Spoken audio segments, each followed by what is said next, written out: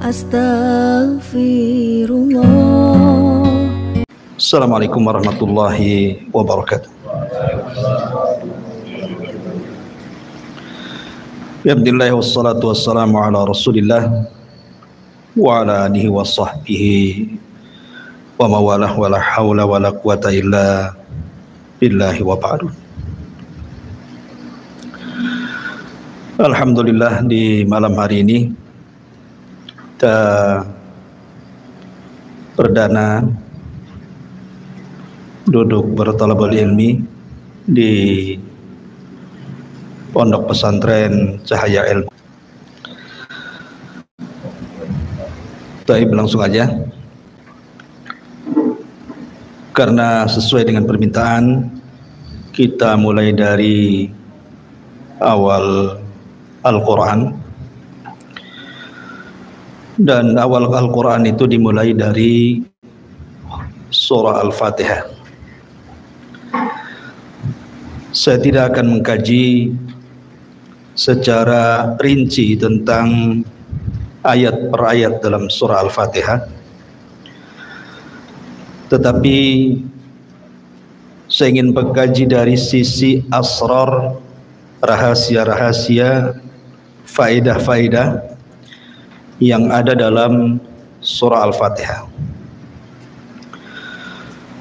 Ma'asyiral muslimin yang dimuliakan Allah Subhanahu wa taala, surah Al-Fatihah ini adalah surah teragung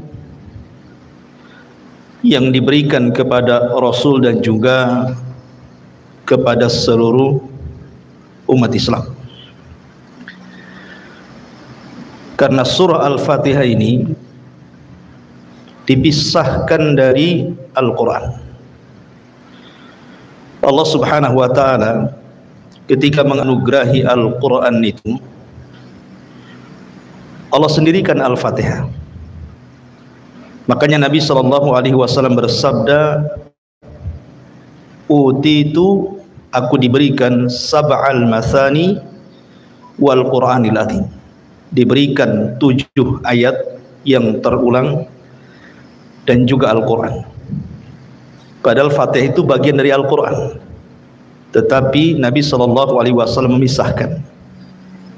Jadi kita diberikan 2 nikmat. Al-Quran adalah nikmat, surah Al-Fatihah sendiri adalah nikmat.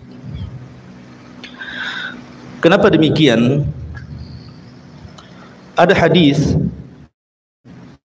yang menunjukkan tentang keistimewaan surah Al-Fatihah ini. Hadis ini dari Abdullah bin Abbas radhiyallahu anhuma. Ketika Nabi SAW sedang duduk, sami'a naqidan min fawqihi, tiba-tiba mendengar suara yang menggelegar di atas kepalanya, tentu dari langit maksudnya. Maka Nabi SAW langsung mengangkat kepalanya ke langit. Maka Jibril alaihi salatu wassalam kemudian mengatakan kepada Nabi SAW, itu adalah suara pintu langit yang terbuka. Pintu itu tidak pernah terbuka kecuali hari ini. Kemudian turunlah malaikat, dan malaikat ini tidak pernah turun ke bumi kecuali hari ini. Kemudian kata Jibril, malaikat mengucapkan salam dan mengatakan kepada dirimu, wahai Muhammad, abshir binuraini utitahuma lam yu'tahuma nabiyyun qabla. Bergembiralah wahai Muhammad, karena engkau diberikan 2 cahaya yang tidak pernah diberikan para nabi sebelum. Kemudian Jibril mengatakan, Fatihatul Kitab wa khawatim surat Al-Baqarah. Pertama surah Al-Fatihah, dan yang kedua akhir daripada surah Al-Baqarah. Dalam riwayat, Nabi SAW mengatakan bahwa surat ini tidak pernah diturunkan dalam Taurat, tidak pernah diturunkan dalam Injil, bahkan tidak ada yang semisal dalam Al-Quran. Apa itu? Suratul Fatihah. Dari dua riwayat ini mengetahui bahwa surah Al-Fatihah ini surah teragung, karena tidak ada dalam Taurat, tidak ada dalam Injil, tidak ada dalam Al-Quran. Bahkan yang menurunkan surat ini malaikat yang belum pernah turun ke bumi. Makanya kenapa surah Al-Fatihah ini agung sekali, karena tidak terdapat dalam kitab-kitab langit. Ma'asyiral muslimin yang dimuliakan Allah Subhanahu wa taala, surah Al-Fatihah itu ada kalimat dalam ayatnya, iyyaka na'budu wa iyyaka nasta'in. Lihat domirnya di sini, kata gantinya. Allah Subhanahu wa taala tidak menyebutkan kata ganti dengan domir mutakallim. Artinya bukan kalimatnya iyyaka a'bud wa iyyaka asta'in, bukan. Tetapi menggunakan nun. Nun itu artinya kami, jama'. Seolah-olah surat ini bukan hanya dihafal orang-orang tua saja, tapi semua manusia akan menghafal surat ini. Mau anak-anak, mau orang dewasa, mau orang tua, mau perempuan, mau laki-laki, semua membaca surah Al-Fatihah. Itu diantara sirul Fatihah, rahasia surah Al-Fatihah. Ma'asyiral muslimin yang dimuliakan Allah Azza wa Jalla, bahkan diantara nama surah Al-Fatihah itu adalah Asy-Syifa, surat penyembuh. Ada sebuah riwayat dari Abi Sa'id Al-Khudri radhiyallahu anhu. Jadi suatu ketika Abu Sa'id Al-Khudri ini dan juga rombongannya pulang dari peperangan, kemudian kehabisan bekal, tidak ada makanan, tidak ada minuman, tidak ada apapun yang bisa mereka makan dan minum. Akhirnya kemudian mereka ingin bertamu ke salah satu dari daerah ataupun desa tertentu supaya orang-orang kampung itu menjamunya. Tapi qadarullah, orang-orang kampung itu semua bakhil. Tidak ada yang mau untuk menjamu rombongan para sahabat ini. Akhirnya kemudian para sahabat ini pun keluar dari kampung itu dan hendak mencari kampung lain. Qadarullah, rupanya ketua kampungnya tersengat kalajengking. Ketika tersengat kalajengking karena orang kampung itu tidak ada yang sanggup mengobati, dan dilihatnya para sahabat yang kampung itu nampaknya ada di antara mereka yang mampu mengobati, makanya orang kampung mengejar sahabat ini. Kemudian mengatakan, sudikah kalian mengobati ketua kami? Karena sahabat sudah sakit hati itu, masuk kampung minta dijamu, nggak ada yang ngasih. Sekarang pimpinannya terkena sengatan kalajengking, tiba-tiba minta diobati. Akhirnya para sahabat mengatakan, mungkin bahasa kita enak saja kan itu ya, saya minta makan tak dikasih, sekali kalian sakit minta diobati, itu bahasanya. Akhirnya kemudian para sahabat mengatakan, ya, kami siap mengobati pimpinan kalian dengan syarat kalian harus memberikan imbalan kambing sekian dan sekian. Akhirnya kemudian salah seorang sahabat membacakan surah Al-Fatihah, kemudian diusap kepada bekas sengatan kalajengking itu. Tiba-tiba sembuh. Sesuai perjanjian kalau sembuh ngasih kambing kan itu. Akhirnya kemudian dikasih kambing, kemudian mereka pun sebagiannya dimakan dan sebagiannya dibawa pulang. Ketika kemudian sampai di hadapan Nabi SAW, para sahabat ini bercerita. Maka apa kata Nabi SAW? Dari mana kalian tahu bahwa surat itu adalah suratul ruqyah, surat yang bisa meruqyah? Kemudian Nabi SAW, kalau begitu maka berikan bagian kambing kalian untukku juga. Rasul minta bagian dari sini. Maka dari kisah ini surat Al-Fatihah itu disebut dengan suratul Syifa, surat untuk menyembuhkan. Al-Imam Ibnul Qayyim rahimahullahu ta'ala itu mengarang satu kitab, judulnya Madarijus Salikin fi iyyaka na'budu wa iyyaka nasta'in. Itu beliau memberikan faedah banyak tentang surah Al-Fatihah.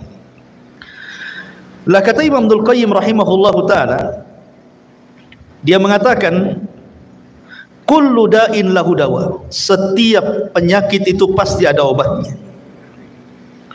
Kemudian dia mengatakan wa ana ahsantul mudawamata bil fatihati, dan aku menganggap baik dengan terus membaca Al-Fatihah apabila aku sakit. Jadi kata Ibnul Qayyim rahimahullahu ta'ala, setiap aku sakit kubacakan surah Al-Fatihah dengan niat kesembuhan, dan setiap aku membaca surat itu maka Allah sembuhkan penyakitku. Ini kisah Ibnul Qayyim rahimahullahu ta'ala yang mempraktekkan surat itu, dan dia mengarang satu kitab namanya Madarijus Salikin fi iyyaka na'budu wa iyyaka nasta'in. Luar biasa. Intinya bahwa surah Al-Fatihah itu salah satu rahasianya adalah israrnya dalam sebuah pengobatan. Saya akan rangkum beberapa rangkuman tentang rahasia di balik makna surah Al-Fatihah. Kenapa surah Al-Fatihah itu disebut Ummul Kitab coba? Itu artinya induk dari semua kitab. Karena kata Imam Ibnul Qayyim rahimahullahu ta'ala, sesungguhnya Allah subhanahu wa ta'ala ketika menurunkan kitab-kitab dari langit itu, jumlahnya berapa? 104 kitab. Walaupun yang kita kenal hanya Taurat, Injil, Zabur, Al-Quran. Sama dengan para rasul kan. Rasul yang diutus itu 102, Nabi yang diutus 124.000, dalam riwayat 120.000. Adapun jumlah Rasul 315. Tapi yang kita kenalkan cuman 25 Nabi. Begitu juga malaikat.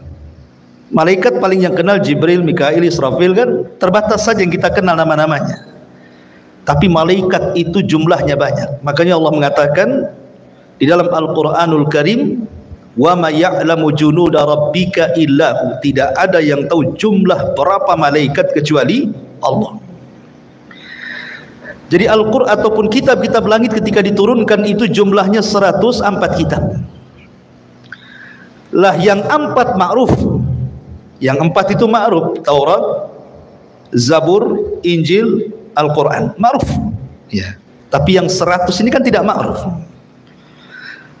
Al-Quran hanya mengistilahkan dengan kalimat suhuf. Allah mengatakan inna hadza lafi suhufil ula suhufi Ibrahim wa Musa. Hanya mengistilahkan suhuf saja. Lalu 100 suhuf ini diberikan kepada siapa? Ada yang mengatakan 50 suhuf diberikan kepada Nabiullah Syith. Nabi Syith itu nabi setelah Adam, sebelum Idris. Kemudian 30 suhuf diberikan kepada Nabi Idris. Kemudian 10 suhuf diberikan kepada Nabi Ibrahim, dan 10 suhuf diberikan kepada Musa selain Taurat. Berarti jumlahnya 100. 50 diberikan kepada Syith, ditambah 30, berarti sudah 80. Diberikan kepada Idris, yang 10-nya diberikan kepada Ibrahim, yang 10-nya diberikan kepada Musa. Kemudian di sana ada Taurat, ada Injil, ada Zabur, ada Al-Quran. Berarti semuanya 104 kitab. Kata para ulama, dari 100 kitab, kalau digabungkan dengan Taurat, maka Allah subhanahu wa ta'ala ringkas menjadi hukum-hukumnya dalam kitab Injil. Dan 100 kitab yang ada dalam Taurat ataupun Injil, karena Zabur itu bukan kitab-kitab hukum. Kalau Zabur itu kan tipis, dia cerita tentang nasihat-nasihat saja. Lain dengan Injil dan Taurat gitu ya, memang lengkap seperti Al-Quran. Lah dari 100 kitab, 100 suhuf, kemudian ditambah dengan Taurat, kemudian dengan Zabur dan Injil, itu Allah Subhanahu wa taala ringkas di dalam Al-Qur'an.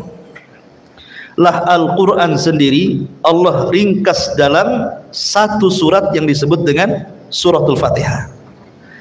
Dan surat Al-Fatihah sendiri diringkas lagi dalam satu ayat, Iyyaka na'bud wa iyyaka nasta'in. Makanya kalimat iyyaka na'budu wa iyyaka nasta'in mencakup seluruh kitab-kitab langit. Karena tujuan diturunkan Alkitab untuk apa? Wa ma khalaqtul jinna wal insa illa liya'budun. Kan tujuannya untuk ibadah. Maka ada pada kalimat iyyaka na'bud wa iyyaka nasta'in. Lah surah Al-Fatihah itu terkandung seluruh kitab, terutama Al-Qur'anul Karim. Kenapa demikian? Karena Al-Quran itu kalau kita bagi tiga, maka sepertiga Al-Quran itu bicara tentang akidah, sepertiga Al-Quran itu bicara tentang ibadah, dan sepertiganya bicara tentang akhlak yang di dalamnya ada kisah-kisah para nabi dan rasul dan iqab kepada orang-orang yang memusuhi para nabi dan rasul. Tiga perkara ini ada pada surah Al-Fatihah. Kalau kita cerita tentang akidah, maka ada pada 3 ayat pertama surah Al-Fatihah. Alhamdulillahi Rabbil Alamin, Ar-Rahmanir Rahim, Maliki Yaumiddin. Ini bicara tauhid. Tauhid dari 3 tauhid, bicara tentang rububiyah, bicara tentang uluhiyah, bicara tentang asma dan sifat. Adapun rububiyah, Rabbul Alamin. Rabb, rububiyah diambil dari kata-kata Rabb, maka disebut rububiyah. Adapun uluhiyah, lillah. Uluhiyah itu diambil dari kalimat Allah menjadi uluhiyah. Adapun asma wa sifat Ar-Rahman, Ar-Rahim. Ini yang pertama. Adapun yang kedua bicara tentang ibadah. Iyyaka na'bud wa iyyaka nasta'in. Hanya kepadamu kami beribadah dan hanya kepadamu kami meminta pertolongan. Kemudian yang ketiga bicara tentang akhlak. Ihdinas siratal mustaqim, siratal ladzina an'amta alaihim. An'amta alaihim, orang yang kau berikan nikmat itu siapa? Dalam ayat yang lain, minan nabiyyin was-siddiqin wasyuhada was-salihin. Orang-orang yang diberikan nikmat itu mereka para nabi, mereka para siddiq, mereka para syuhada, mereka orang-orang saleh, dan mereka adalah orang-orang yang pantas kita tiru akhlaknya. Makanya surah Al-Fatihah itu mencakup Al-Quran secara keseluruhan. Ini yang pertama. Kemudian yang kedua, surah Al-Fatihah ini mengajarkan kepada kita bagaimana caranya kita beribadah. Bagaimana caranya kita beribadah kepada Allah Subhanahu wa ta'ala.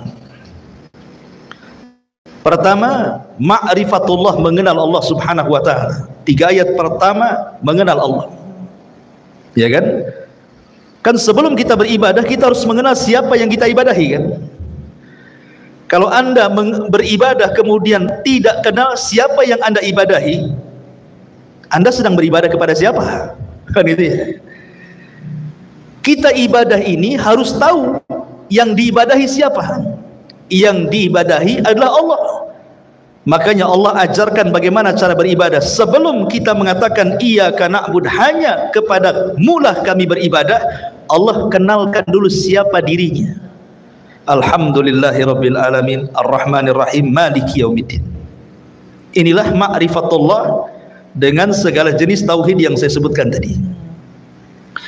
Kemudian yang ketiga, di dalam ayat ini juga, dalam surat Al-Fatihah ini juga diajarkan kepada kita bagaimana caranya kita meminta hidayah. Meminta hidayah. Kalau kita melihat hadis Nabi SAW tentang balasan orang yang membaca surah Al-Fatihah dalam salat, kata Nabi SAW, Fatihah itu dibagi menjadi 2. Separuhnya untuk Allah dan separuhnya untuk hamba. Kemudian Allah Subhanahu wa taala berfirman dalam hadis qudsi, kalau Anda membaca alhamdulillahirabbil alamin, segala puji hanya milik Allah, Rabb semesta alam, maka Allah akan menjawab apa? Hamidani abdi, hambaku sedang memujiku. Apabila kita membaca dalam salat kita Ar-Rahman Ar-Rahim, maka Allah jawab di langit, Asna alayya abdi, hambaku sedang mengagungkan diriku.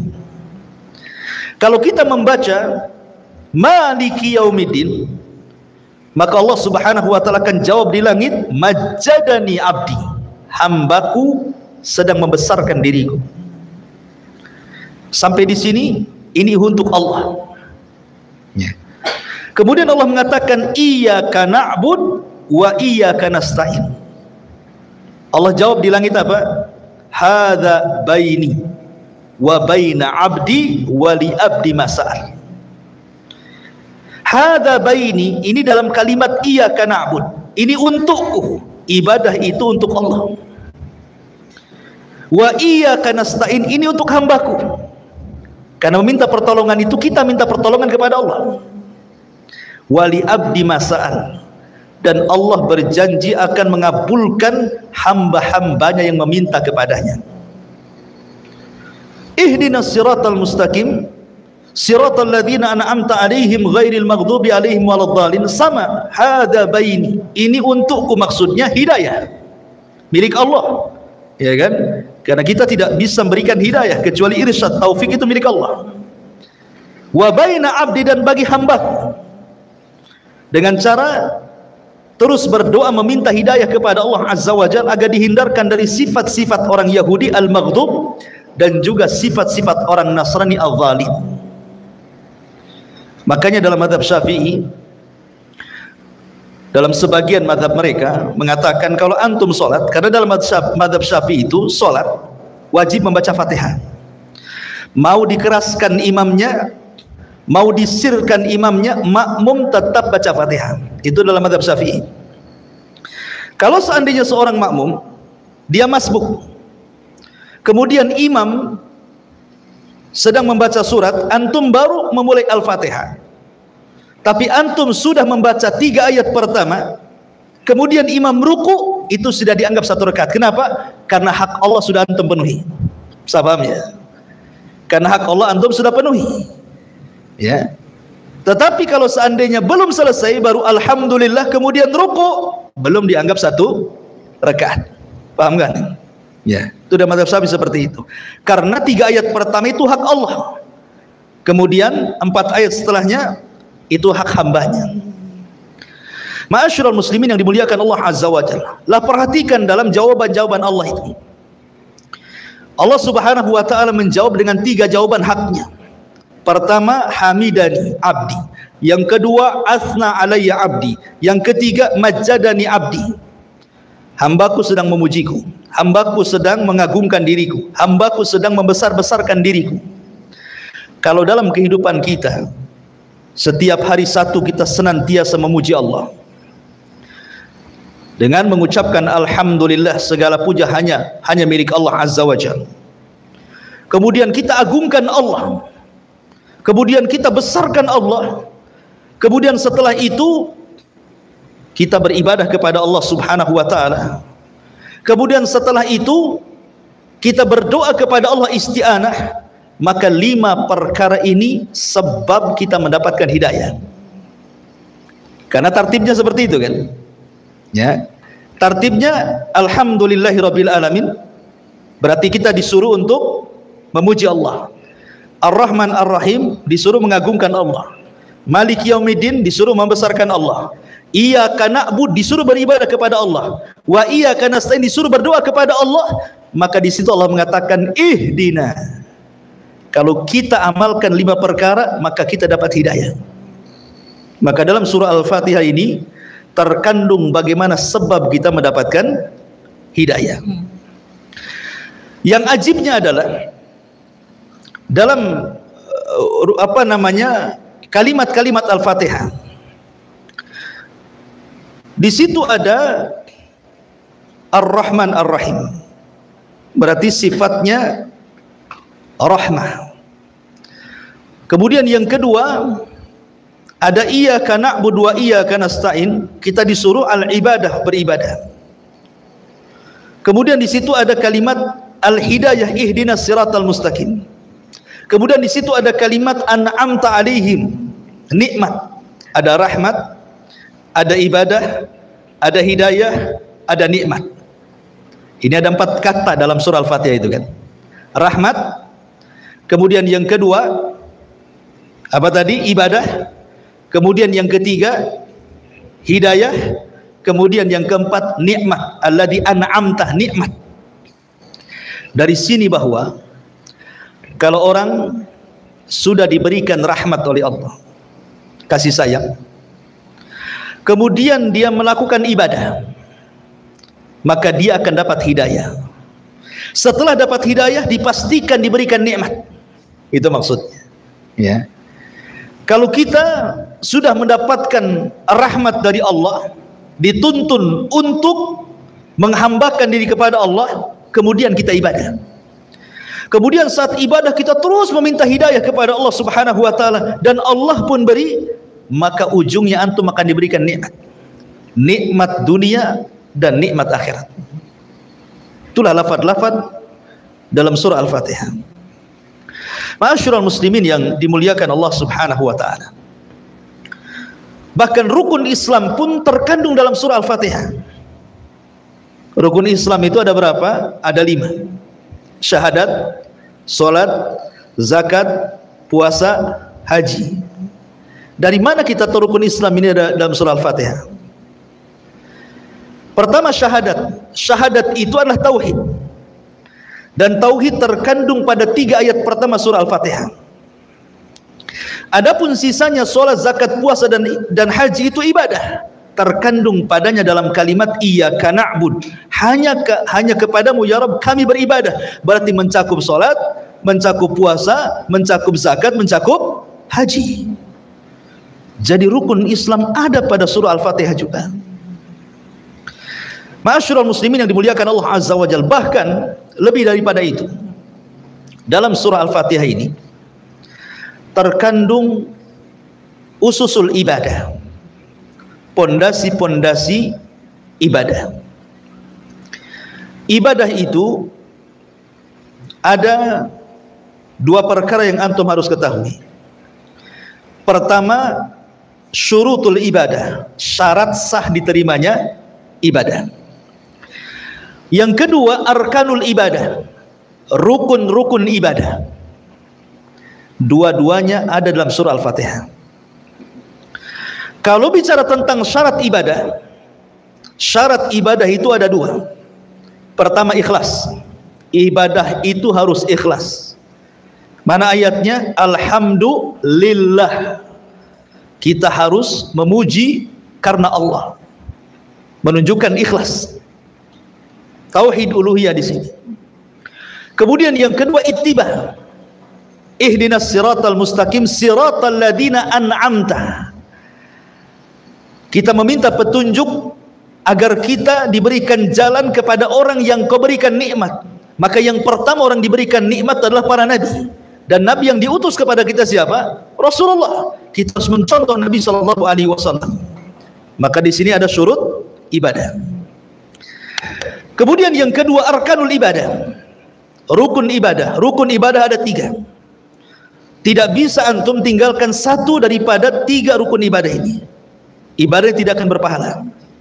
Pertama, al-mahabbah, kecintaan kita kepada Allah. Yang kedua, al-khaufu, perasaan takut kita kepada Allah. Yang ketiga, ar-raja'u, perasaan harap kita kepada Allah Azza wa Jalla. Ini 3 perkara tidak boleh, tidak harus dihadirkan dalam ibadah. Ketika kita beribadah, kita harus cinta, bukan terpaksa. Ketika beribadah, kita harus takut tidak diterima ibadahnya. Ketika kita beribadah, kita harus mengharap dengan ibadah ini Allah akan berikan balasan berupa sorga dan kenikmatannya. Ini 3 perkara tidak boleh tinggalkan dalam ibadah. Makanya disebut arkanul ibadah namanya, rukun-rukun ibadah. Dan itu ada pada surah Al-Fatihah. Pertama, al-mahabbah, perasaan cinta. Alhamdulillah. Segala puja dan puji hanya milik Allah. Tidak mungkin kita memuja dan memuji Allah kecuali karena cinta. Makanya kalau orang cinta pasti memuji. Kalau orang benci pasti mencela. Kan begitu ya? Kalau kita memuji orang, hilang keburukannya, yang ada kebaikannya. Kalau kita membenci, hilang kebaikannya, yang ada keburukannya. Maka kalimat alhamdulillah itu artinya penanaman cinta kepada kita, cinta kepada Allah Subhanahu wa ta'ala. Kemudian yang kedua, raja, harapan. Ar-Rahman Ar-Rahim. Ini ada kandungan harapan. Kenapa? Karena Ar-Rahman Ar-Rahim itu sifatnya sama, rahmat. Artinya kasih sayang Allah Subhanahu wa ta'ala kepada kita. Di sini ada harapan, ada ketenangan bagi kita. Kita ini sedang bermuamalah dengan zat yang penuh dengan rahmat.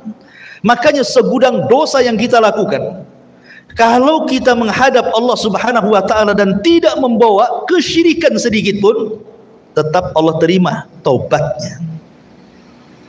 Bahkan orang yang berbuat syirik sekalipun kalau bertobat, tetap diterima taubatnya. Ada harapan, harap kepada Allah Subhanahu wa ta'ala. Kemudian yang ketiga, al-khauf, perasaan takut. Dari mana kita ambil? Maliki yaumiddin, bahwa Allah itu raja di hari pembalasan. Kita harus takut. Makanya kata Umar bin Khattab radhiyallahu an, ketika memberikan catatan kepada kalimat Maliki yaumiddin, beliau mengatakan, kalau seandainya orang paham bahwa di sana ada yaumuddin, yaumuddin itu hari pembalasan, ma'akalal qawiyyu dhaif, tidak mungkin orang kuat memakan orang lemah. Tidak mungkin orang itu semena-mena gitu ya, menindas itu tidak mungkin. Kenapa? Karena ada balasan. Iya, di dunia dia bisa menekan orang, di akhirat dia ditekan Allah. Kan itu ya. Makanya kalau paham bahwa yaumuddin, apa din? Din itu bukan agama. Din itu artinya balasan. Semua orang akan dibalas karena kezalimannya. Makanya kalau orang paham perkataan Umar bin Khattab bahwa di sana ada hari pembalasan, tidak mungkin orang itu mencuri, tidak mungkin orang berdusta, tidak mungkin orang menipu, tidak mungkin orang zalim, tidak mungkin orang hasad, tidak mungkin orang menyakiti, tidak mungkin orang mencela, mencaci, memaki, menggibah dan yang lainnya. Kenapa? Di sana ada hari pembalasan gitu ya. Maka timbul perasaan al-khaufu, takut. Berarti dalam surah Al-Fatihah juga di situ ada ususul ibadah, namanya pondasi-pondasi ibadah, baik syaratnya ataupun rukunnya. Jadi luar biasa surah Al-Fatihah itu. Ya.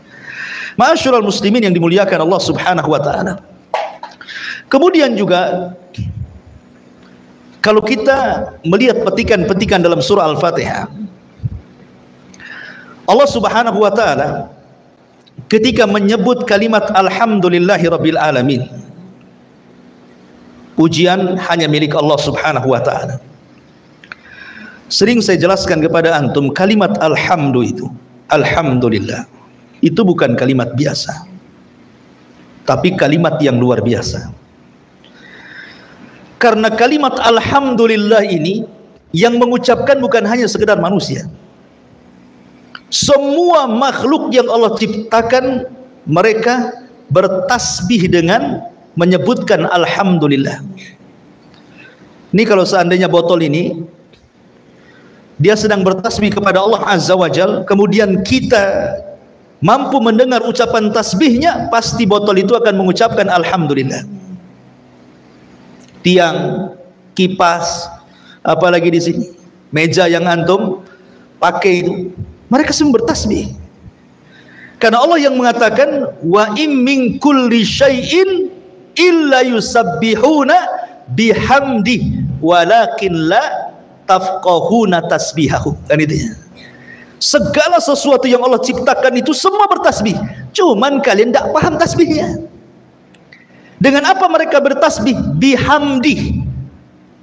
Kalimat hamdi artinya kalimat alhamdulillah. Berarti kalau seandainya Allah perdengarkan pohon pisang bertasbih, pasti pohon pisang akan mengucapkan alhamdulillah. Kalau seandainya antum perdengarkan ayam sedang bertasbih, pasti ayam itu mengucapkan alhamdulillah. Kalau seandainya gunung itu antum perdengarkan bagaimana tasbihnya gunung, pasti gunung akan mengucapkan alhamdulillah. Segala sesuatu, mau lautan, mau ikan-ikan di dalam lautan, mereka bertasbih kepada Allah dan tasbihnya dengan ucapan alhamdulillahi rabbil alamin. Alhamdulillah. Karena alhamdulillah itu mencakup segala lini kehidupan manusia. Bukan hanya diucapkan orang senang saja, orang susah pun mengucapkan alhamdulillah. Enggak percaya antum? Datang ke orang sakit. Gimana kondisinya? Alhamdulillah. Sakit saya tidak terlalu parah. Tuh sebelah sana itu sudah meninggal kemarin. Alhamdulillah juga dia. Padahal dia stroke. Ya. Apalagi orang sehat, kaifa haluk, alhamdulillah bi khair. Begitu ya. Antum datang ke orang fakir, orang miskin, kaifa haluk, bagaimana kondisimu? Kata orang fakir, alhamdulillah masih bisa makan. Gitu ya. Orang sebelah nasinya nasi kering katanya. Ya. Apalagi orang kaya, makin keras alhamdulillahnya. Kaifa haluk, alhamdulillah, tambah lagi oplet saya katanya. Semua orang mengatakan alhamdulillah. Mau orang sakit ya alhamdulillah, orang sehat alhamdulillah, orang miskin alhamdulillah, orang kaya alhamdulillah. Semua orang mengucapkan alhamdulillah. Bahkan para malaikat disebutkan di dalam Al-Qur'anul Karim. Lihat bagaimana para malaikat, seluruh malaikat, seperti Allah mengatakan dalam surah Ghafir ayat 7. Alladzina yahminuna al-arsya wa man hawlahu yusabbihuna bihamdi rabbihim. Dan para malaikat-malaikat pemikul arasy dan seluruh malaikat di sekitarnya, mereka bertasbih dengan menyebut alhamdulillah. Semua malaikat. Dan itu juga hal yang semana antum bisa buka dalam surah Zumar ayat 75 dan dalam surah Al-Baqarah ayat 30. Ketika malaikat mendengar Allah akan menciptakan makhluk berupa manusia Adam, apa kata malaikat? Ataj'alu fiha man yufsidu fiha wa yasfiku dima wa nahnu nusabbihu bihamdik. Kan itu. Dan kami bertasbih kepadamu dengan cara apa? Bihamdik, artinya mengucapkan alhamdulillah. Semua malaikat apabila bertasbih kepada Allah, pasti ucapan mereka alhamdulillah. Segala puja dan puja hanya milik Allah. Karena Allah itu paling suka dipuji. Tabiat manusia juga sama kan. Antum kalau dipuji senang kan? Oh tampan padahal tidak. Oh cakep padahal tidak gitu. Oh cerdas padahal bodoh gitu. Tapi kalau dipuji kan senang kan? Kalau makhluk saja suka dipuji, makanya kenapa banyak ibadah yang ditolak? Karena ria. Walillahi matsalul a'la. Tentu Allah lebih berhak untuk itu. Makanya kenapa Allah memuji dirinya tanpa harus mengatakan kul, tidak seperti kul a'udzu birabbin nas, kul huwallahu ahad, kul enggak. Tapi Allah mengatakan alhamdulillah. Allah tidak katakan kul ya Muhammad alhamdulillah. Ya, kenapa? Karena tidak perlu Allah mengatakan katakan ya Muhammad alhamdulillah, karena Allah sendiri sudah memuji dirinya. Tidak perlu lagi kul katakan, karena Allah itu suka dipuji. Ma'asyiral muslimin yang dimuliakan Allah Azza wa Jalla, lihat para nabi. Nabi Nuh alaihi salatu wassalam, ketika dia diselamatkan oleh Allah Subhanahu wa taala setelah dia membuat kapal, dan kaumnya mengejek Nabi Nuh dan mengatakan, "Ya Nuh, kemarin kau jadi nabi, sekarang jadi tukang kayu pula," katanya. Karena dia buat kapal, jadi diejek sama kaumnya. Nuh, kenapa kau tidak berdakwah lagi? Asih sibuk buat kapal katanya. Kapalnya pula di padang pasir. Ya. Mana bisa kapal itu berjalan di padang pasir? Seperti seorang penyair Arab mengatakan apa? Tarjun najata walam tasliku masalikaha innas safinata la tajri alal yabas. Engkau mengharap keselamatan tapi tidak pernah menempuh jalannya. Bagaimana mungkin kapal laut bisa berjalan di padang pasir? Kan itu ya. Jadi Nuh itu dia membuat kapal di padang pasir. Sehingga kaumnya itu menganggap gila kalau buat perahu ya di laut sana, ngapain buat kapal di padang pasir.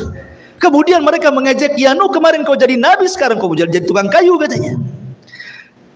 Mereka tidak paham Nuh sedang mempersiapkan sesuatu yang Allah perintahkan karena kecongkakan umatnya. Ketika betul-betul kapal sudah jadi, tanda-tandanya sudah ada, maka Nuh kemudian memasukkan orang yang beriman dan binatang sepasang-pasang ke perahunya. Kemudian terjadi banjir bandang dan tufan ketika semua umatnya tenggelam, dan Allah selamatkan Nuh alaihi salatu wassalam. Apa kata Nuh dalam surah Al-Mu'min ayat 28? Allah katakan, faqulil hamdulillahilladzi najjana minal qaumi zalimin. Katakan ya Nuh, alhamdulillah. Allah mengatakan, katakan ya Nuh, alhamdulillah, yang telah menyelamatkan kami dari kaum yang zalim. Nuh disuruh mengucapkan alhamdulillah. Kemudian Nabi Ibrahim ini sudah tua, dan juga istrinya sudah tua, mandul lagi, tidak mungkin punya anak. Makanya kemudian karena sudah putus asa tidak mungkin punya anak, Sarah mengatakan kepada Ibrahim, menikahlah kau dengan Hajar, mudah-mudahan kau punya anak. Akhirnya kemudian digaulilah Hajar, betul-betul hamil, punya anak Ismail. Rupanya selang beberapa waktu, akhirnya kemudian Sarah pun punya anak Ishak. Terkadang harus dipancing dulu ya. Jadi antum yang menikah lama tidak punya anak, coba poligami kayak Ibrahim. Lihat bagaimana Allah Subhanahu wa taala firmankan dalam surah Ibrahim ayat 39, alhamdulillah alladzi wahabali 'alal kibari Ismail wa Ishaq inna rabbi lasami'ud du'a. Apa kata Ibrahim? Alhamdulillah, yang telah menghibahkan kepadaku, memberikan kepadaku di saat tuaku Ismail, kemudian Ishak. Ibrahim mengucapkan alhamdulillah, dan itu ya. Kemudian juga kita lihat Nabi Daud dan juga Sulaiman. Nabi Daud itu dan Nabi Sulaiman ini kekhususan nabi-nabi Bani Israel. Bani Israel itu terdiri daripada 12 putra Yakub dari 4 wanita. 12 inilah yang disebut dengan bapak-bapak Bani Israel, karena Israel sendiri adalah nama lain daripada Yakub. Yakub itu nama lainnya Israel, punya anak 12. Dari 12 ini punya anak, maka kumpulan anak-anaknya itu disebut Bani Israel.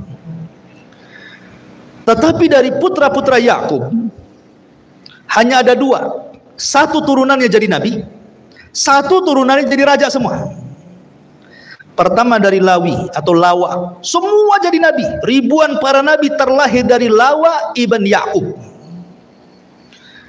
Tetapi yang turunannya jadi raja dari Yahuda, yang turunannya disebut Yahudi, itu semua jadi raja sampai ke anak cicitnya. Tetapi Nabi Daud dan Sulaiman putranya itu menggabungkan 2 keistimewaan, raja plus nabi. Kalau yang lain kan raja ya raja saja, nabi ya nabi saja. Tapi Nabi Daud dan Sulaiman itu menggabungkan 2 nikmat itu, nikmat raja dan nikmat nabi.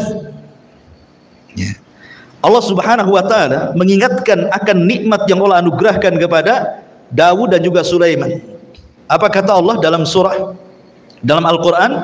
Walaqad ataina Dawuda wa Sulaimana ilma wa qala alhamdulillahilladzi faddalana ala katsirin min ibadihil mu'minin. Dan sungguh kami telah berikan kepada Daud dan Sulaiman pengetahuan luas soal dunia dan akhirat. Dunia jadi raja, akhirat jadi nabi, kan itu. Kemudian keduanya mengatakan alhamdulillah, segala puja dan puji itu hanya milik Allah yang telah mengutamakan kami atas kebanyakan hamba-hamba Allah yang beriman. Nabi Sulaiman dan Daud mengucapkan alhamdulillah, kan itu. Bahkan Nabi SAW juga disuruh oleh Allah Subhanahu wa taala untuk mengucapkan alhamdulillah. Seperti Allah mengatakan, "Qulil hamdulillah wa salamun ala ibadihi alladziina astafallahu khairun amma yusyrikun." Dalam surah An-Naml ayat 59. Katakan ya Muhammad, alhamdulillah. Rasul disuruh memperbanyak ucapkan alhamdulillah. Bahkan kalimat yang pertama diucapkan Nabi Adam adalah alhamdulillah. Jadi ketika Allah Subhanahu wa taala menciptakan Adam, diutus malaikat Jibril, Mikail dan malaikat-malaikat yang untuk mengambil tanah di bumi ditolak sama bumi. Nggak boleh. Ketika diutus malakul maut, bumi tidak bisa apa-apa. Sehingga malakul mautlah yang mengambil tanah-tanah dengan berbagai macam sifat dan warnanya dari bumi diangkat ke langit. Itulah bahan baku Adam. Karena bahan baku Adam itu dari sifat-sifat bumi, ada yang keras, ada yang lembut, ada yang becek gitu ya, mungkin bahasa kita. Ada yang tanah hitam, ada yang tanah putih, ada yang merah, dan macam-macam warna tanah. Makanya sifat manusia sama dengan sifat tanah. Makanya tanah, ada orang yang keras, oh mungkin dari tanah keras gitu. Ada yang lembut, mungkin dari yang becek-becek gitu, lempung-lempung gitu. Ada yang hitam, oh mungkin dari tanah hitam. Ada yang putih, mungkin dari tanah putih. Ada yang kehitaman, keputihan atau belang, mungkin campuran. Gitu. Jadi semua sifat manusia itu kembali kepada sifat tanah. Ya. Diangkatlah Nabi bahan baku Adam ini ke langit. Kemudian Allah sendiri yang membentuknya. Ingat, Allah sendiri yang bentuknya. Itulah keutamaan Adam, dibentuk oleh Allah. Allah yang bentuk. Makanya Allah mengatakan laqad khalaqnal insana fi ahsani taqwim.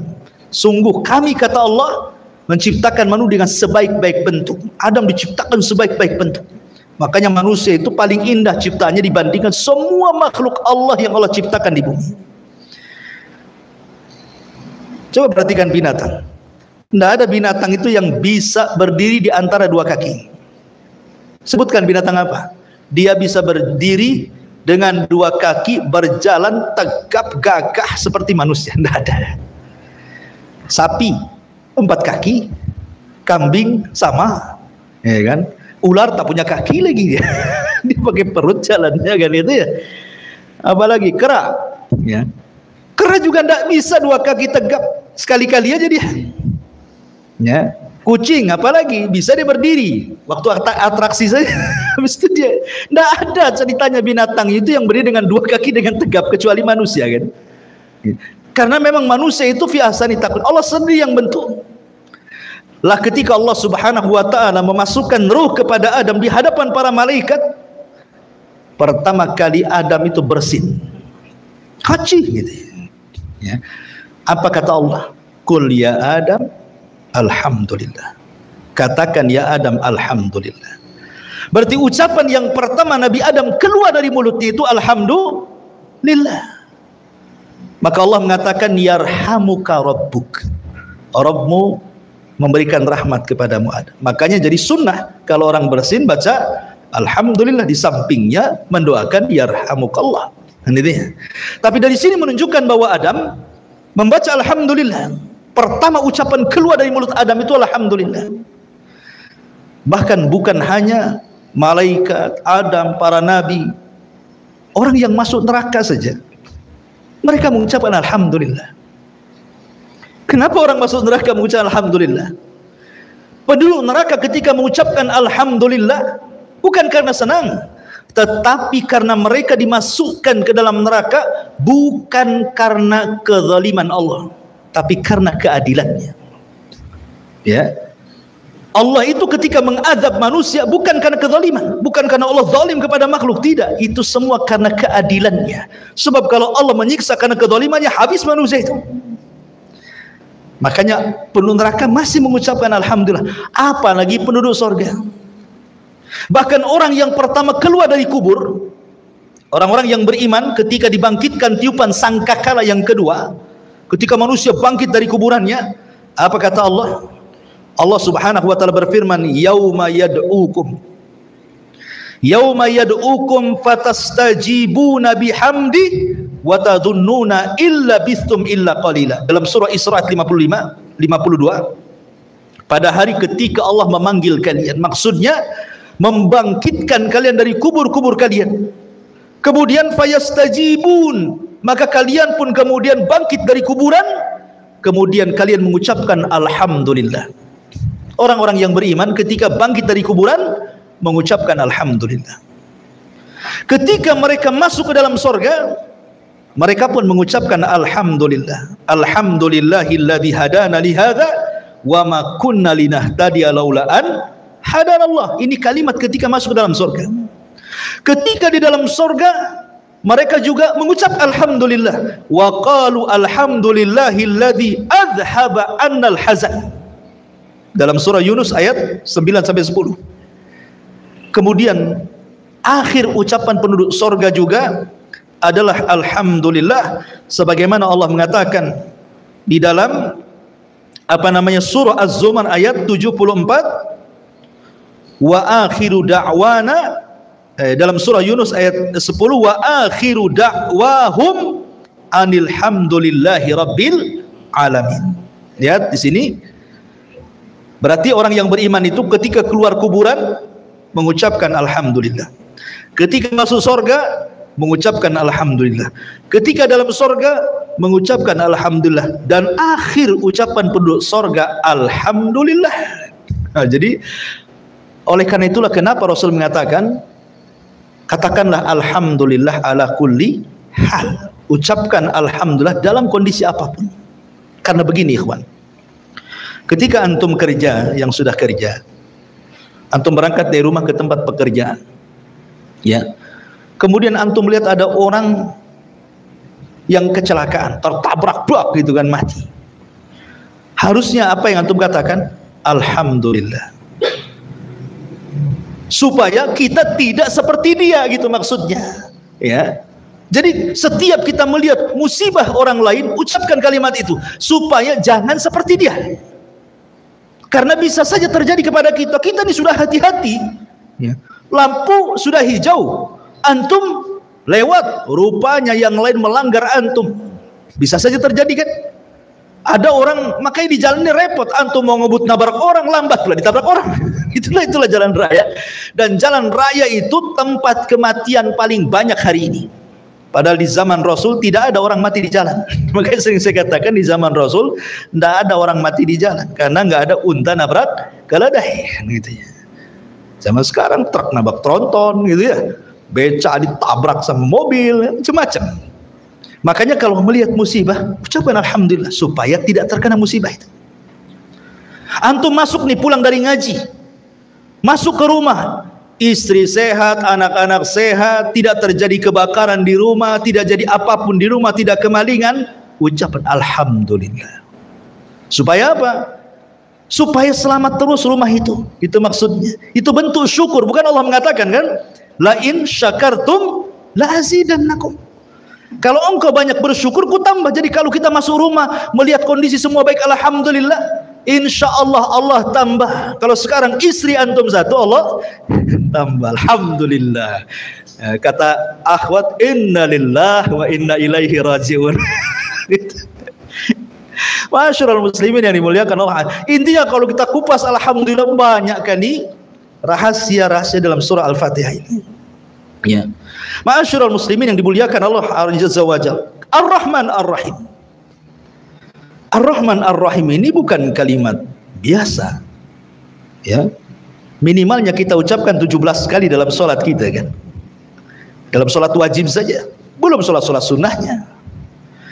Karena Ar-Rahman Ar-Rahim itu kalau antum perhatikan, kita memperhatikan maknanya, seolah-olah kita sedang diliputi rahmat Allah, kasih sayang Allah subhanahu wa ta'ala. Kasih sayang Allah itu banyak sekali, ikhwatu fiddin, muliakan Allah azza wa jalla. Sampai-sampai Nabi SAW ketika bicara tentang rahmat Allah subhanahu wa ta'ala, Allah itu memiliki mi'atu rahmah, 100 rahmat. Kemudian anzala minha rahmatun wahidah. tapi yang diturunkan ke bumi cuma satu. Bayangkan, Allah itu punya 100 rahmat kasih sayang, tapi yang diturunkan ke bumi cuma satu. Tapi dengan satu ini saja kita bisa melihat bagaimana seorang ibu menyayangi anaknya, ya kan? Bagaimana seorang bapa menyayangi anak-anaknya, bagaimana seorang anak cinta dengan ayahnya, bagaimana sesama binatang saling sayang. Kita lihat satu saja kita melihat luar biasa, ya, rahmat bagi manusia itu. Bagaimana orang masuk surga? Yang rahmat Allah itu 99 kan di sana. Yang satu saja kita bisa melihat bagaimana kasih sayang manusia dengan manusia yang lain itu luar biasa. Seperti ada di zaman sahabat itu yang menggendong ibunya haji dari awal manasik sampai selesai karena cintanya dengan ibunya. Uwais ibn Qaran, Uwais al-Qarani itu seorang kibarut tabi'in, hidup di zaman Nabi. Sebenarnya dia bisa jadi sahabat, tinggal datang dari Yaman ke Madinah berjumpa dengan Nabi, jadi sahabat dia kan. Karena syarat jadi sahabat itu harus melihat Nabi, beriman kepada Nabi, dan mati di atas agama Nabi. Itu sahabat namanya. Tapi Uwais al-Qarani bela-bela dia birrul walidain, sayangnya dengan ibunya sampai mengalahkan semuanya, ya. Begitulah rahmat ditanamkan oleh Allah Azza wa Jalla. Pada satu rahmat itu yang diturunkan, tetapi untuk satu dunia, mencakup ke binatangnya, mencakup ke manusianya, dan begitu seterusnya. Bagaimana di sorga yang 99 rahmat itu? Di dunia saja kita sudah tenang, apalagi orang tua punya 5 anak, semua anaknya berbakti, tenang rasanya gitu ya. Itu rahmat Allah itu. Gimana di sorga yang 99 itu kan, ya. Jadi kalimat Ar-Rahman Ar-Rahim ini bicara tentang rahmat, bicara tentang rahmat kasih sayang Allah Subhanahu wa taala kepada kita. Sehingga kalau kita yakin Allah itu sayang dengan kita, ikhwatu fiddin, maka tidak ada orang yang putus asa di dunia ini. Enggak ada. Kebanyakan orang yang putus asa itu karena tidak paham kalimat Ar-Rahman Ar-Rahim ini. Apalagi seperti tadi yang saya jelaskan, Maliki Yaumiddin, ditanamkan sifat takut gitu ya. Kalau orang paham dengan kalimat Maliki Yaumiddin, maka dia akan bisa menanamkan tingkatan Islam tertinggi dalam Islam. Apa? Muraqabah. Jibril bertanya kepada Rasul, apa itu Islam? Apa itu iman? Apa itu ihsan? Kan itu ya. Berarti tingkatan Islam itu ada 3. Dimulai dari Islam, kemudian iman, kemudian ihsan. Berarti paling tinggi itu ihsan. Dalam Islam itu paling tinggi ihsan. Ihsan itu artinya merasa diawasi Allah. Dan kalau kita paham Maliki Yaumiddin, berarti Anda sedang dididik ihsan, ya, tingkatan muraqabah yang luar biasa. Sebab kalau seandainya kita paham kalimat Maliki Yaumiddin, tidak ada di dunia orang ini berbuat jahat, ikhwan. Tenang di dunia ini. Yang mencuri nggak jadi, takut nanti dibalas di akhirat. Yang mau berbohong nggak jadi, yang mau nipu nggak jadi, yang mau korupsi nggak jadi, yang mau berdosa nggak ada jadi, mau bergibah nggak jadi. Tenang dunia ini, nggak ada kejahatan kalau paham Maliki Yaumiddin. Tapi karena tidak paham, akhirnya kemudian habis sholat nyolong kotak infak. Berarti tidak paham dengan Maliki Yaumiddin. Dia mau nyuri kotak infak, itu sholat dulu dia, baca Fatihah juga dia, Maliki Yaumiddin, habis itu diambil pula kotak infak. Berarti nggak paham yang dibaca. Makanya baca surah Al-Fatihah itu dalam sholat itu janganlah dikebut-kebutkan, jangan pula satu nafas. Oh, dolin gitu kan ada tuh, ya. Sholat tarawih 5 menit 23 rakaat. Cuman dia bisa memahami Fatihah itu, karena setiap kalimat dalam surah Al-Fatihah itu ada jawabannya dan ada makna yang tersembunyi di situ untuk kita resapi gitu loh. Makanya wajar kalau seandainya Allah mengatakan innas salata tanha anil fahsya'i wal munkar, sesungguhnya salat itu bisa mencegah perbuatan keji dan mungkar. Keji itu ucapan kotor, mungkar itu perbuatan fasik.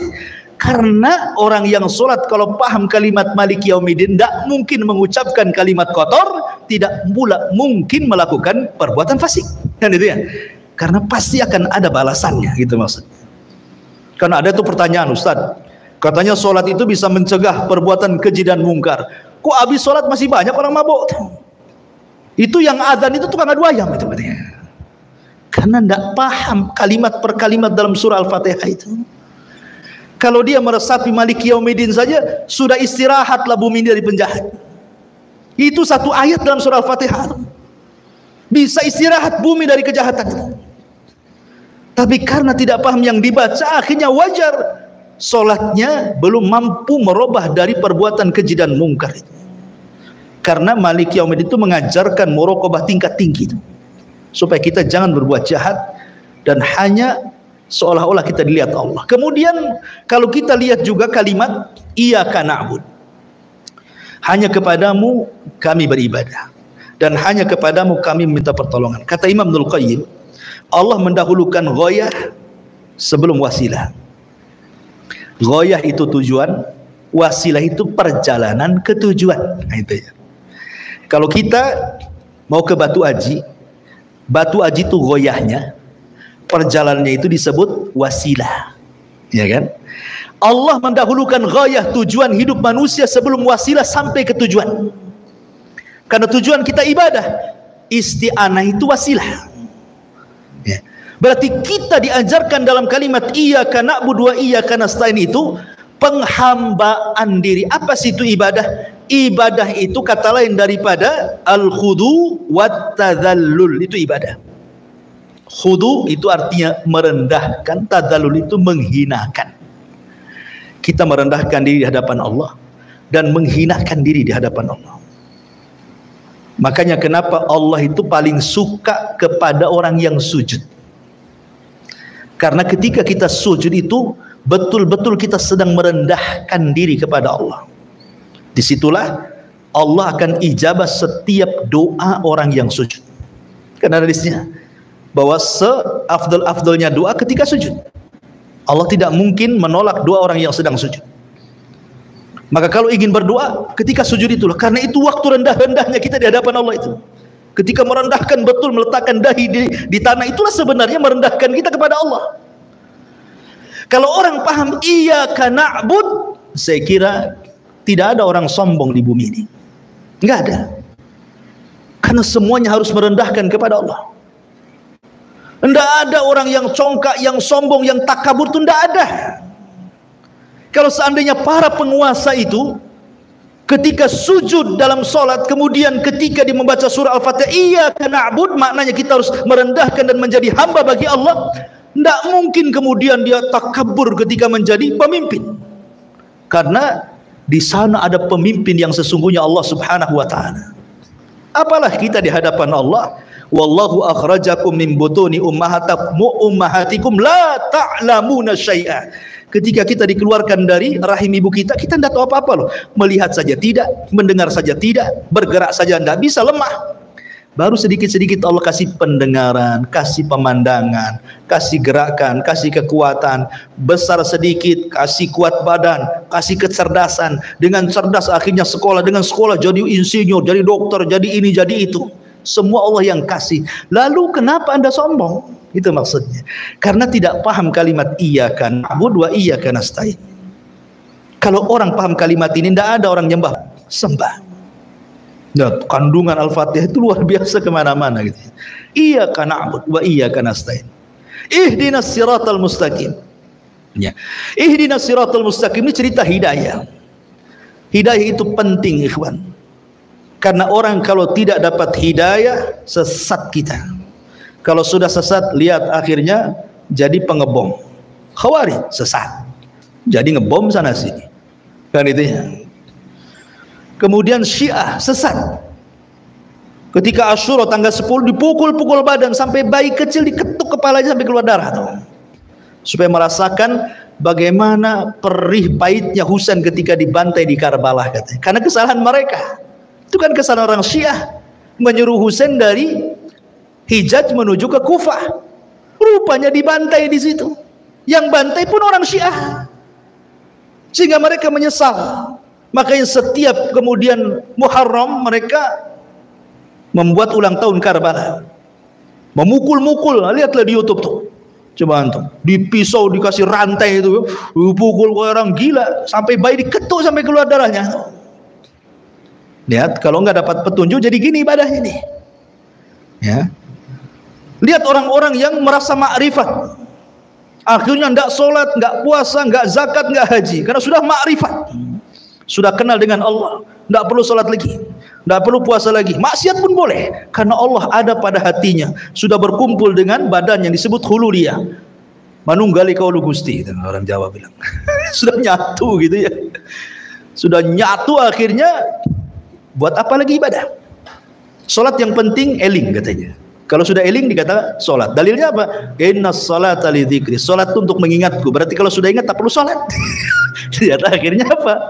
Nggak sholat nggak apa. Lihat kalau nggak kasih petunjuk seperti ini jadinya.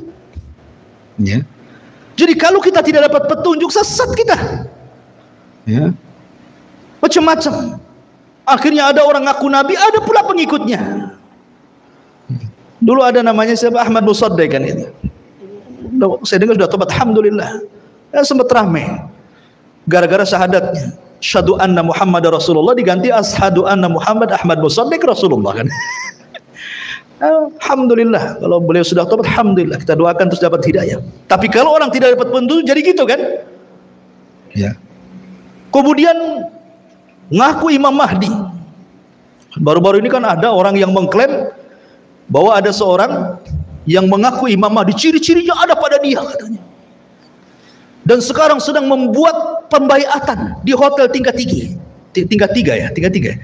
ya, baiat. Kalau tidak dapat baiat maka dia jadi pengikut Dajjal. Kenapa baiatnya manjur? Karena dia sudah koordinasi dengan Nabi Khidir dan Nabi Muhammad katanya. Jadi panitia itu Nabi Khidir. Coba antum loh, kalau nggak dapat hidayah jadi gini, halu, menghayal, ya kan? Menghayal jadi kemana-mana jadinya. Itu bahaya kalau nggak dapat hidayah itu. Makanya setiap sholat kita minta kepada Allah, ihdinas siratal mustaqim, ihdinas siratal mustaqim, supaya kita dapat hidayah. Kalau nggak dapat hidayah jadi kayak gini nih, ajaran yang nggak jelas jadinya. Maka ihdinas siratal mustaqim ini penting husul antum ketika, karena yang menyelamatkan kita di dunia dan akhirat itulah hidayah. Itu yang kita cari dari awal lahir sampai kita mati, hidayah. Apalagi yang kita cari kalau bukan hidayah? Makanya kenapa hidayah itu selalu didahulukan dalam doa Nabi, Allahumma inna nas'alukal huda wat tuqa wal afafa wal ghina. Ya Allah, aku minta kepadamu hidayah. Hidayah dulu Rasul meminta, baru takwa. Karena tidak mungkin dapat hidayah kemudian dia takwa, harus dapat hidayah dulu baru dia takwa. Allahumma nas'alukal huda wat tuqa, baru al-afaf, kehormatan, menjaga kehormatan, baru kekayaan terakhir. Minta kekayaan itu terakhir. Setelah kita meminta kepada Allah hidayah, kemudian meminta kepada Allah takwa, kemudian meminta kepada Allah al-afaf, kehormatan dijaga, baru minta harta. Kita manda, tiga-tiganya tidak ada, yang ada harta aja diminta. Ya Allah kapan kaya, ya Allah kapan maju, ini saya mau buat ini, mudah-mudahan rezekinya dirasakan. Tidak ada itu, semua mintanya aneh-aneh aja. Jadi ihdinas siratal mustaqim itu luar biasa. Siratal ladzina an'amta 'alaihim ghairil maghdub. Maghdub ini majhul, maghdub maf'ul, fa'ilnya disembunyikan. Ya, ketika Allah Subhanahu wa taala menyebutkan orang-orang yang diberikan nikmat, Allah tampilkan pelakunya, an'amta. Tak di situ pelaku. Orang yang engkau ya Allah beri nikmat. Jadi ketika Allah menyebutnya orang-orang yang diberikan nikmat, dimunculkan pelakunya. Siapa mereka? Para nabi, para siddiqin, para syuhada, orang-orang saleh. Tapi ketika Allah menyebut orang Yahudi dan Nasrani, Allah tidak sebutkan pelakunya. Al-maghdub, yang dimurkai. Kenapa Allah tidak katakan orang-orang yang engkau murkai ya Allah, ditampakkan pelakunya? Tidak, menggunakan majhul. Karena hinanya mereka di mata Allah. Karena orang-orang Yahudi itu maghdub, memang betul-betul dimurkai. Kenapa mereka dimurkai? Karena orang Yahudi itu diberikan kecerdasan yang tidak diberikan kepada umat yang lain. Tetapi mereka disesatkan sesat-sesatnya karena mereka sesat. Mereka tidak mau mengamalkan ilmunya walaupun banyak ilmu. Terbalik pula dengan Nasrani, dhalun wala dhalin. Dhal itu artinya sesat karena tak punya ilmu, rajin pula ibadah. Ya, kalau Yahudi banyak ilmu, tidak mau ibadah. Islam itu agama wasitiyah, harus tengah-tengah. Berilmu juga, beramal juga. Makanya Allah mengatakan wal asri innal insana lafi khusrin illal ladina amanu. Maksudnya orang-orang yang berilmu, wa amilus shalihat, orang-orang yang beramal soleh dengan ilmunya. Baru setelah itu berdakwah, wa tawassaw bil haq. Baru setelah itu sabar ketika mencari ilmu, sabar ketika mengamalkan ilmu, sabar ketika mendakwahkan ilmu. Inilah diantara rahasia daripada surah Al-Fatihah. InsyaAllah kita mulai nanti dari surah Al-Baqarah, baru kita akan jelaskan tafsir ayat per ayat, kalimat per kalimat. Karena surah Al-Fatihah ini kalau kita bahas juga, itu satu ayat satu pertemuan kan. Jadi adalah kita global saja surah Al-Fatihah. InsyaAllah nanti ketika surah Al-Baqarah baru kita masuk tafsirnya.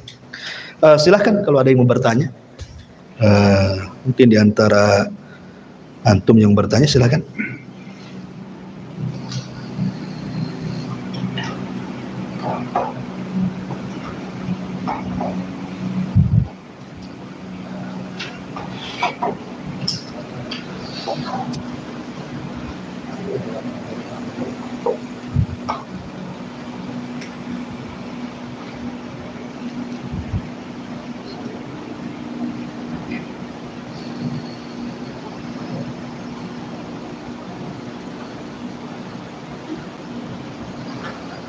Karena ini perdana mungkin bawaannya ngantuk, kita tutup saja dengan kafaratul majlis.